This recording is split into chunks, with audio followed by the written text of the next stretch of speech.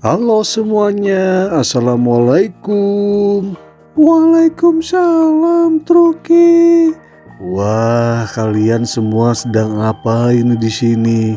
Kami sedang berpuasa, Truki. Kami sedang ngabuburit. Oh iya? Truki, aku mau tanya dong, apa saja sih yang membatalkan puasa? Oh begitu. Ini ya, ada 8 hal yang membatalkan puasa. Ketahui agar ibadah kita tak sia-sia ya. Sebagai muslim, kita perlu menjalankan ibadah puasa Ramadan dengan sungguh-sungguh dan penuh kehati-hatian. Soalnya, ada beberapa hal yang membatalkan puasa jika dilakukan di tengah menunaikan ibadah wajib tersebut. Untuk itu, berikut hal yang dapat membatalkan puasa seperti yang tertuang dalam kitab Al-Fath Al-Qarim yang dikutip dari Nahdlatul Ulama. Apa aja, Truki? Baiklah, yang pertama adalah sesuatu yang masuk ke dalam tubuh secara sengaja. Jadi nih, kalau kita berpuasa, sebagai muslim sejati tidak boleh memasukkan sesuatu ke dalam tubuh secara sengaja. Artinya, kita jangan sampai ada sesuatu masuk ke dalam tubuh kita melalui lubang apapun, seperti mulut, hidung, telinga, dan lain sebagainya. Jadi, sesuatu yang dimasukkan tersebut itu baik berupa makanan, minuman, obat, dan lainnya, kecuali hal tersebut masuk ke dalam tubuh secara tidak sengaja, maka itu tidak membatalkan puasa. Namun ada batas-batas kemasukan yang diatur dalam Islam, yaitu jika masuk ke mulut tidak boleh sampai tenggorokan, sementara jika masuk ke hidung tidak boleh sampai pangkal insang yang sejajar mata dan telinga, tidak boleh sampai bagian yang tidak terlihat oleh mata. Oh begitu, Truki ya.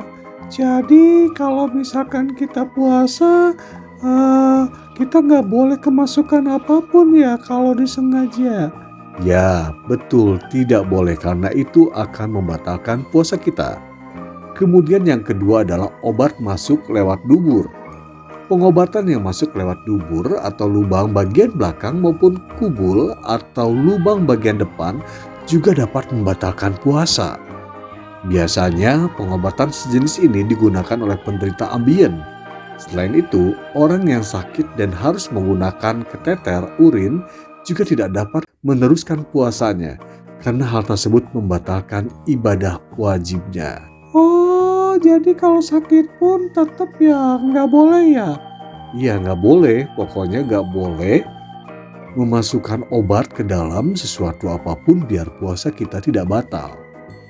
Oh begitu. Kemudian adalah muntah yang disengaja. Jika seorang muntah secara tiba-tiba dan tidak disengaja, puasanya masih sah. Syaratnya tidak ada muntahan yang tertelan. Namun jika muntah itu disengaja dan ada bagian yang tertelan, maka hukum puasanya adalah batal. Selain itu adalah adanya sperma keluar usai bersentuhan kulit. Tak hanya muntah, cairan sperma atau air mani yang keluar dari tubuh alias masturbasi usai bersentuhan kulit juga merupakan hal yang membatalkan puasa. Hal ini dapat terjadi meski tanpa berhubungan seksual.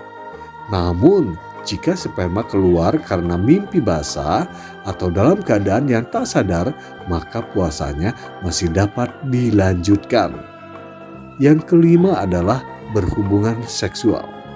Berhubungan seksual pada saat puasa juga dapat membatalkan puasa.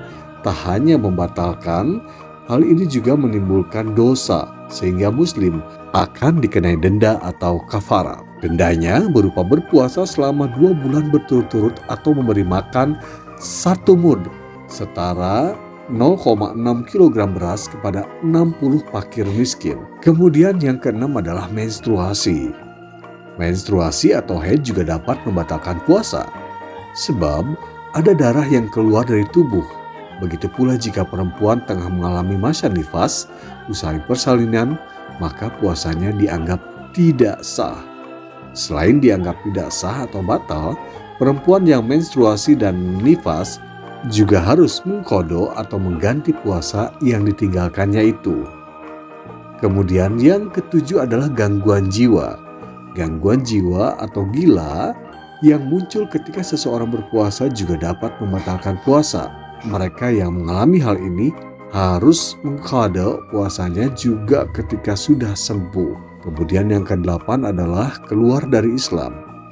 Muslim yang tiba-tiba memutuskan diri untuk keluar dari Islam juga membuat puasanya batal. Maksud keluar dari Islam ini adalah murtad, seperti menyekutukan Allah atau mengingkari hukum-hukum syariat Islam. Nah, ketika hal ini terjadi, Muslim harus mengganti puasanya. Selain itu, segera mengucapkan kalimat syahadat. Itulah 8 hal yang membatalkan puasa. Jika salah satu dari 8 perkara itu terjadi, maka puasa sudah dipastikan batal. Maka dari itu, kita sebagai Muslim perlu berhati-hati agar hal tersebut tidak terjadi. Oh begitu ya Turkia.